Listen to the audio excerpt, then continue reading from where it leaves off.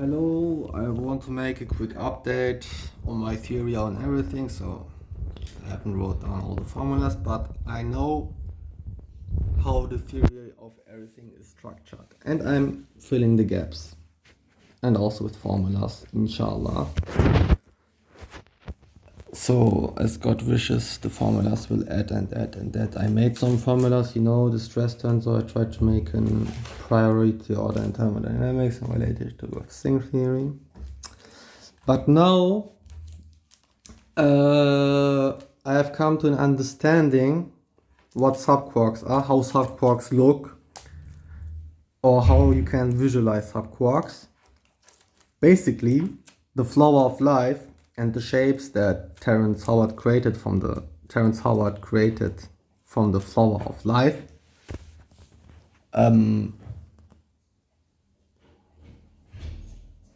They are subquarks because I've experimented with them. So I've built them.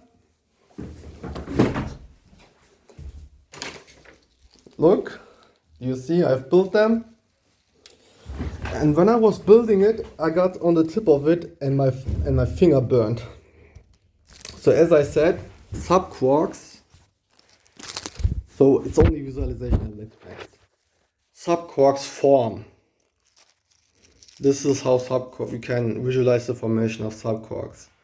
But then the subquarks have movement.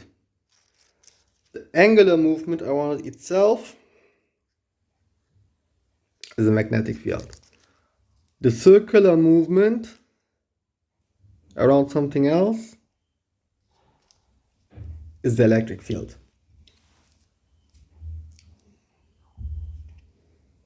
So I made 3 rotations. Maybe electric field is one of the 3 rotations. The magnetic field is.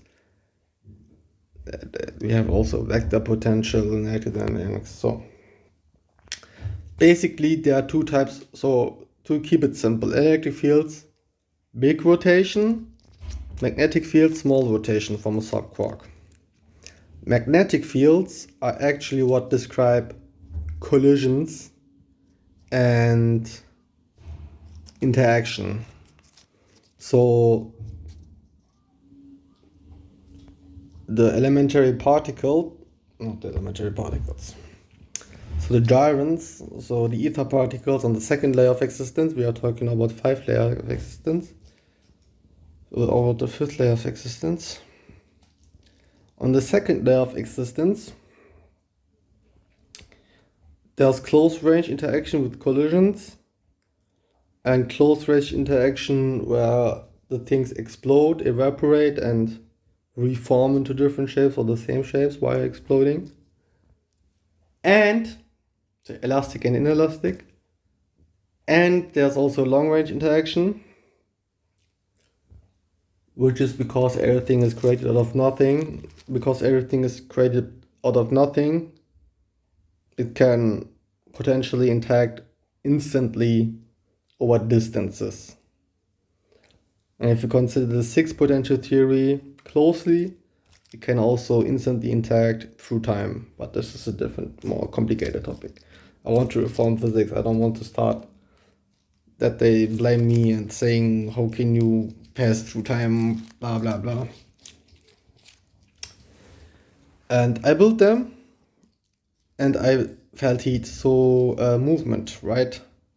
This is how subquark can be depicted, but you have to convert the contours, so the curvature, into electric and magnetic fields. At the peaks, I don't know if you call it convex or concave. At the peaks, it's magnetic dominant, and at the center of this triangle, it's electric dominant. Electric dominant mean the big orbital around something else, magnetic meaning small orbital. And the small orbital is generally the orbital that is interacting. As we grow particles, the long range interactions become more natural. But still there's this instant interaction. But yet, on the subquark level, the magnetic interaction, the close range interaction, is really more dominant, I would say, in comparison of the electric field. electric field is more like a passive effect. If a particle gains energy with the collision, it drives more into the orbit. So the energy from magnetic field shifts into electric field, and it takes more orbital, maybe the eccentricity change, or the orbitals get bigger, or it orbits faster. So after subquarks form, they move. What is movement? Electric and magnetic fields. So you have to convert this depiction into electric and magnetic fields correctly. It would be movement of subquarks, so the orbitals of subquarks. Then you get heat, and heat is an overlap of subquark orbitals. And if you put them this way, you can feel heat. Like I put them on my finger and I felt heat. Also made this structure which he called Bose-Einstein condensate, and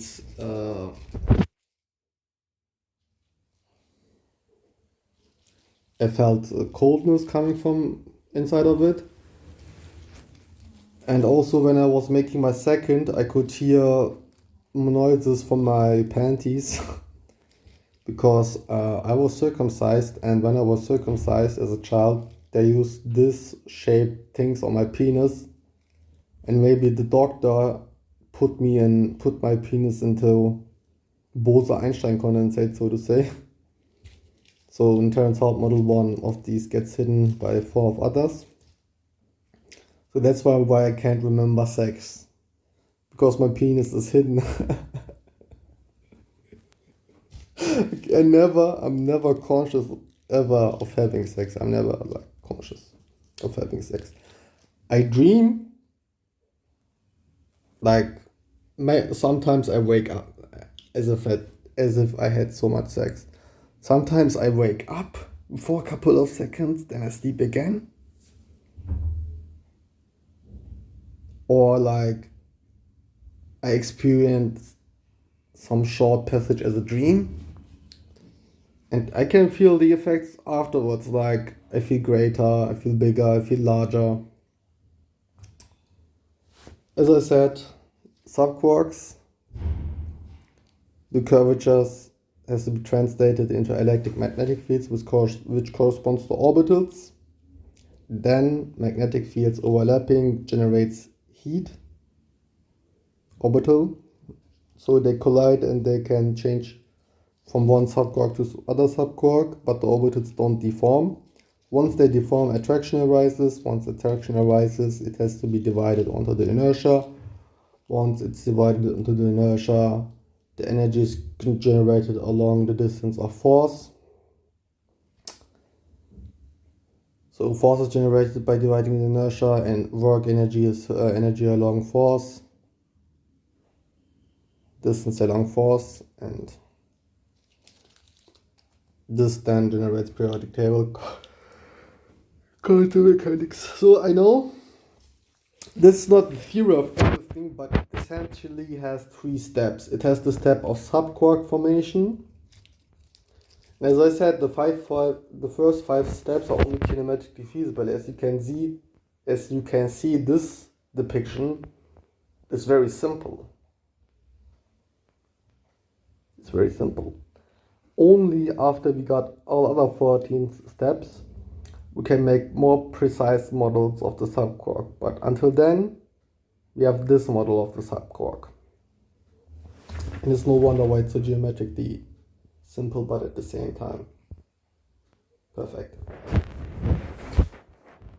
This subquark movement, and subquark heat, 3 steps in the theory of everything are decoded into this thing, and maybe even attraction.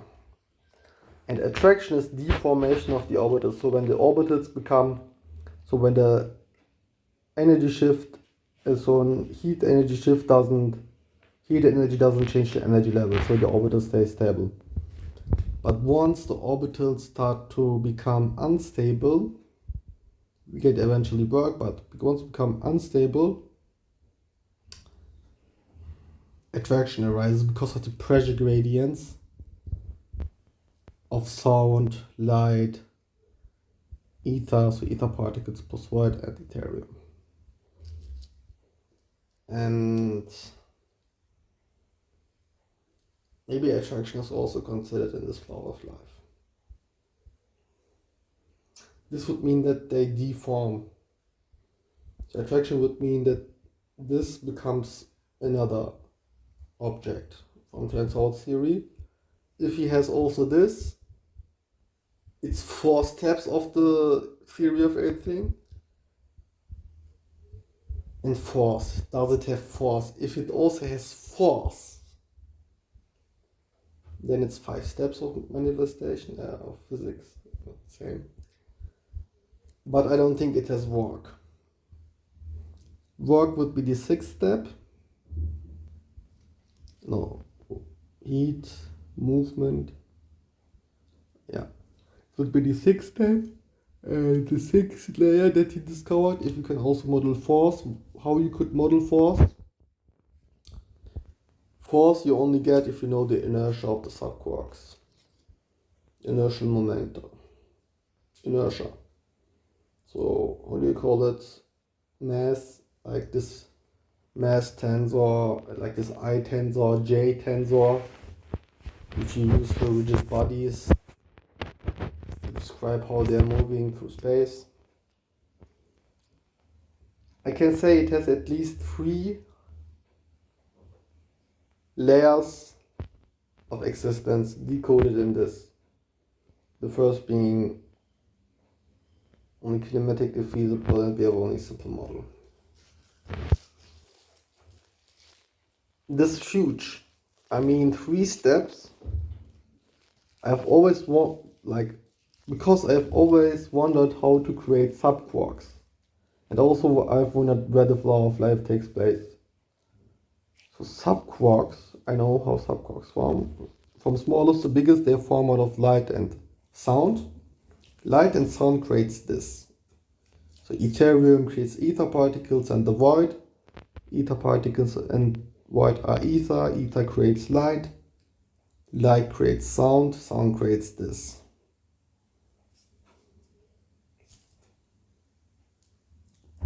And if you also have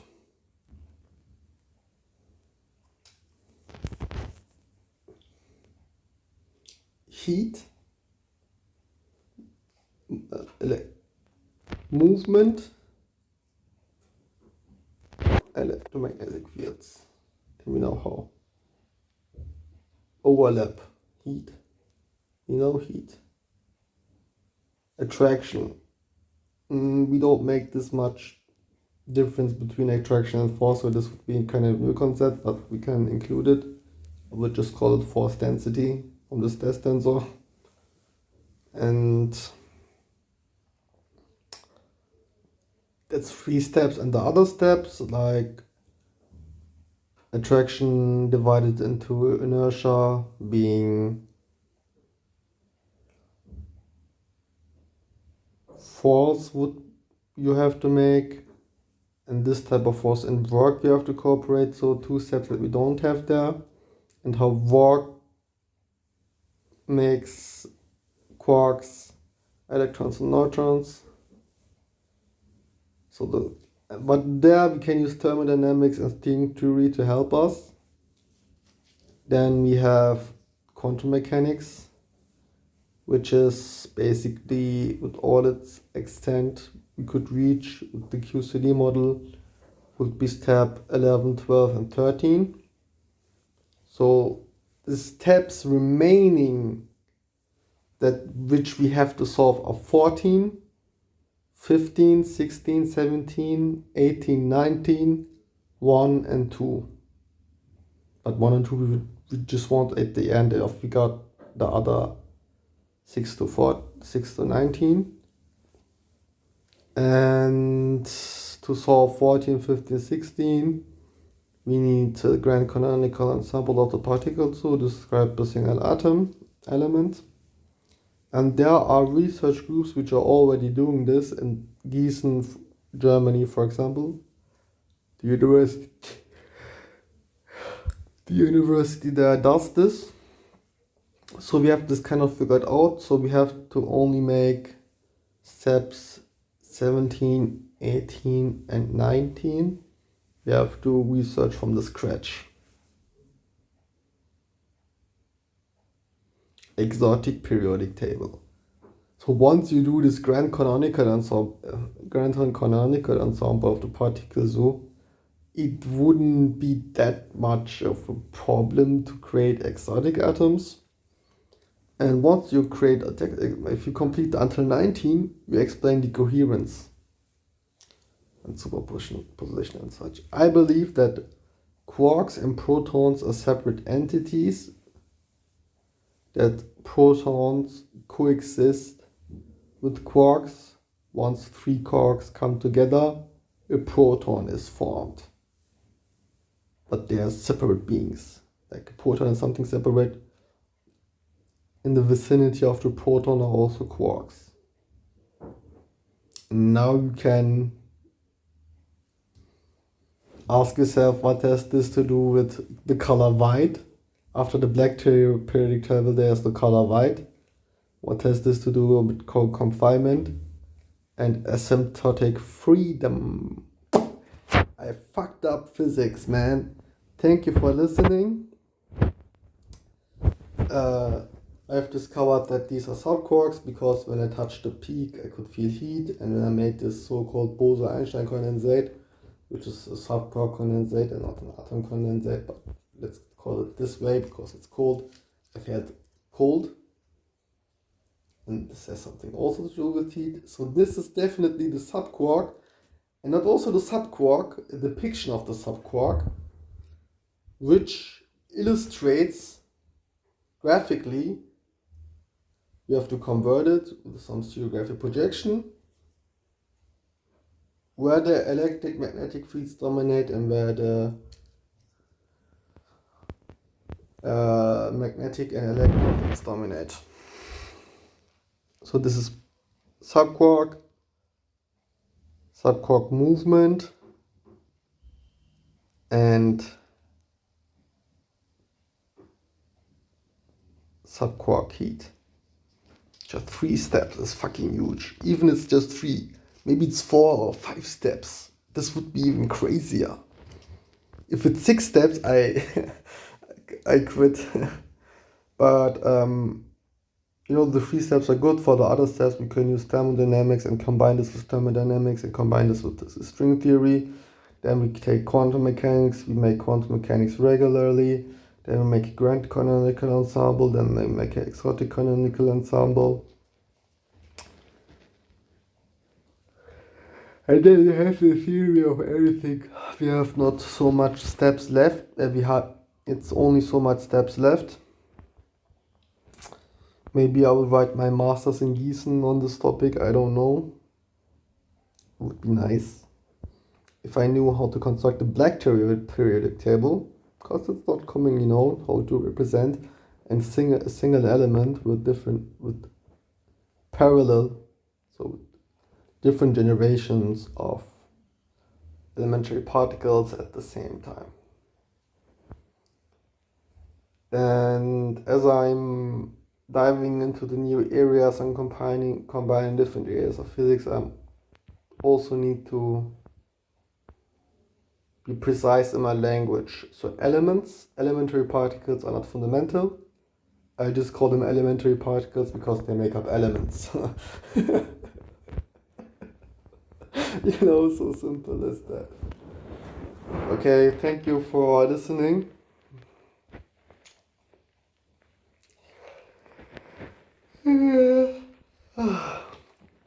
And when I threw them into the air, I would laugh.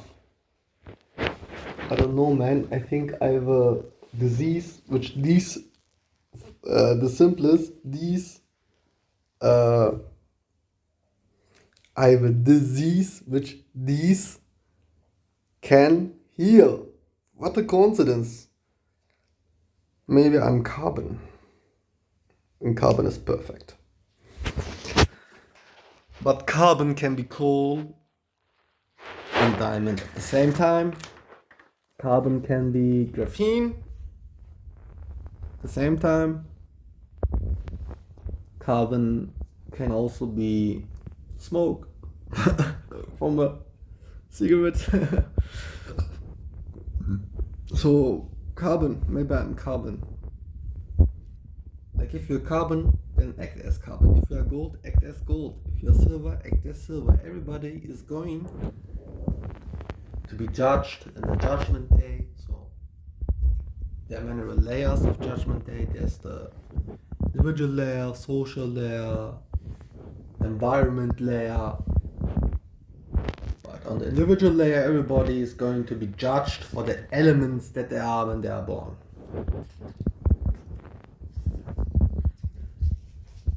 And like since 2024, I knew, because I grew so many skills I didn't have. I mean, I was okay in physics, but then I got super intelligent in physics and mathematics. Though I didn't learn that much. I barely finished my bachelor. It's another topic, but I did always research in my free time. Also, it's like basic equations, papers, and also talking with people about physics. With my friend from USA, Lucas Saul. But then I had to jump, like I could see things, man. This was really crazy. At that point, I knew either I become something like a prophet or something like the devil, Satan. So being carbon is not easy, man. It's not easy. It can be really tough because you can also lose it all.